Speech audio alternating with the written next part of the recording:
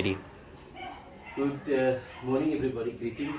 I'm here with Sergeant Zeeta and Hanim.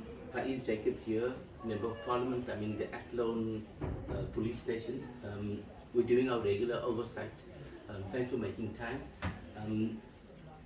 Part of our oversight is just to ensure what's happening in the police station with particular reference to the gender-based violence. We passed 3 new laws now, and we also want to know if we have enough rape kits. Just give me stats and figures of what is happening, trauma, and then more importantly, what role I can play as a Member of Parliament to just highlight the plight and what other support you might need. I know resources are a problem, so maybe just share with us. Okay, Hanim, would you like to go first, considering you work in trauma room, or would you like me to go? Please go ahead. Okay, fine. Basically, Faiz, what we're looking at, there is a great need for victim support counsellors. We need more counsellors. We need to do a media release on that as well. We have competent people like Hanim and a couple of others.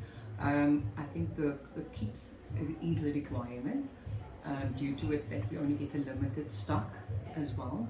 And in order to create an efficient service to our community, we obviously need to up in the kids department.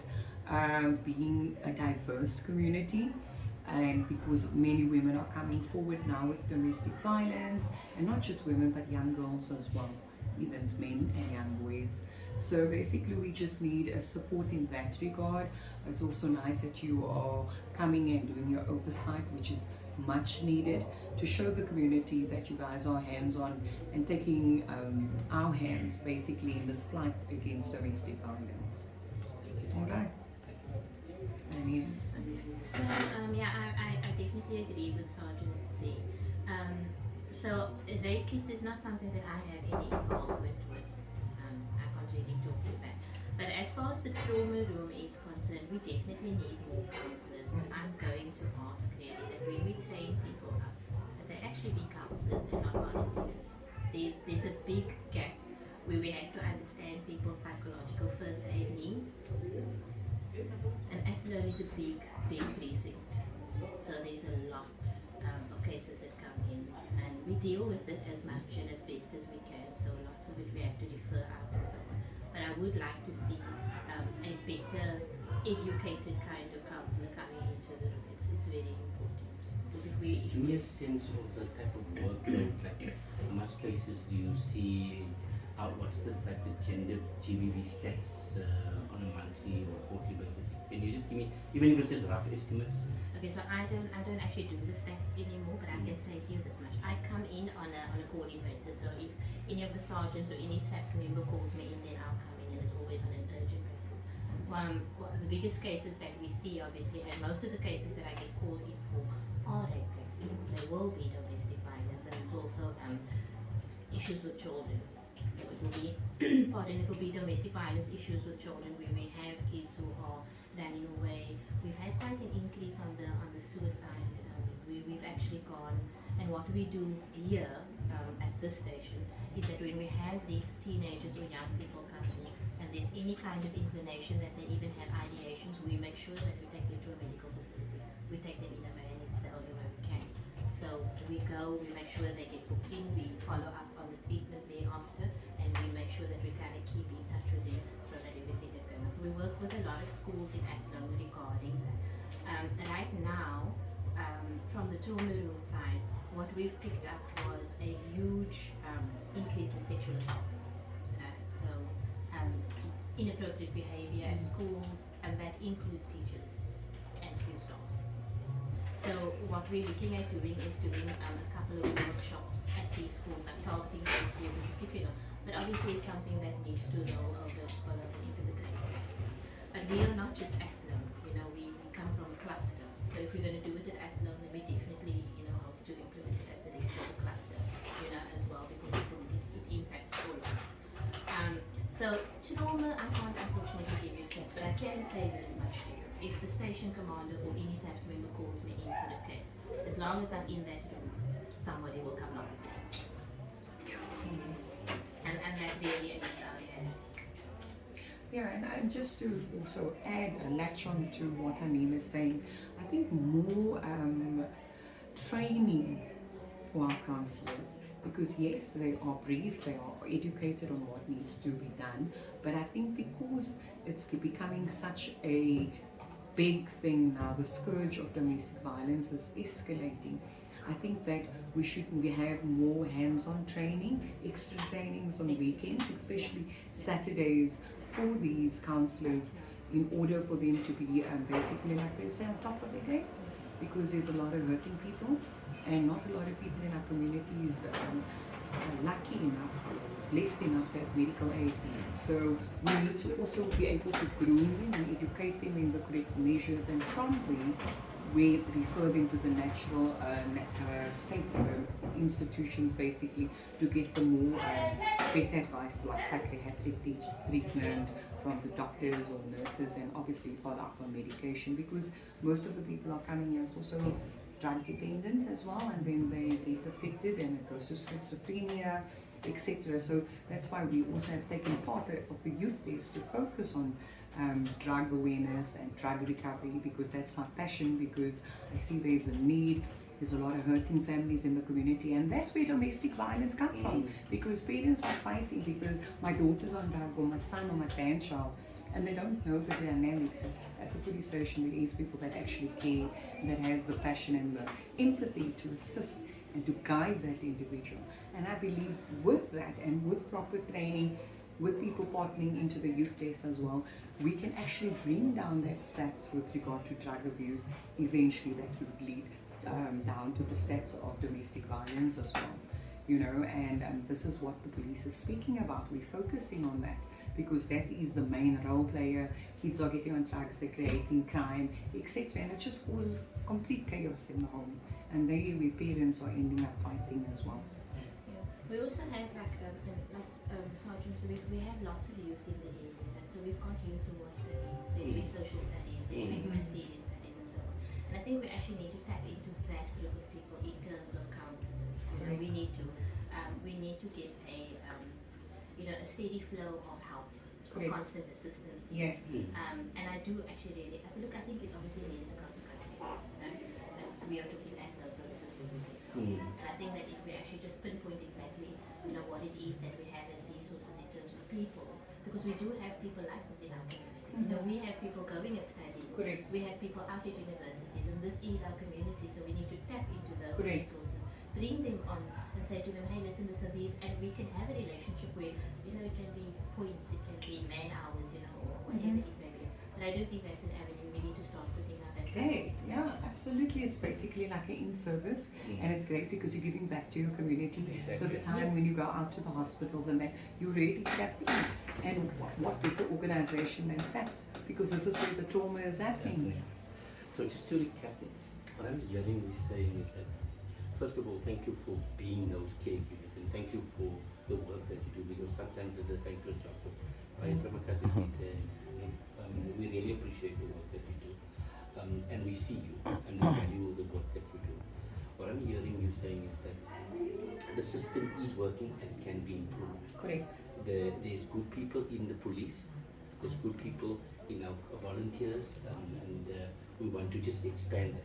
What I'm hearing, government has now put together an ad for, I think it's 14 or 12,000 new police young recruits. Yes. The big problem is our young recruits are not coming from the Cape Flats. So I also want to encourage, I want to talk to people. If you have matric and you see the police is our friends, police is our government police. So I want to encourage them, please, if you have matric, come see the police as a start of a career. Correct. And you can start up. So there's 12,000 spaces now, vacancies. Please come into that. But then we're also talking to our young university, technical people that stay in the area. If you have an hour or two, come volunteer. And I will also put out a bid, please, young people, come out and plow back. Yes. Plow back to our community. So I'm hearing that also. I'm also hearing that there's problems in our schooling system. I'm hearing that you're saying that teachers are not being ethical. They're trying to also abuse the teacher, educate learner relationship. We need to speak to the unions, we need to speak to SATU, we need to speak to the principals, we need to erase this thing, and we need to arrest this. I like the word that you say, we are a hurting society, but we must become a healing society. Correct. So I think that is a key message that I take through. I know training has happened. I know Caroline Peters has been doing some training, but it's not enough. So we need to do more empowerment, more awareness, more consciousness to our community. I'm hearing we say that workshops must be happening. I'm also hearing we saying that let's get our private people, our community, our business people to come join this, because the resource mobilization is key.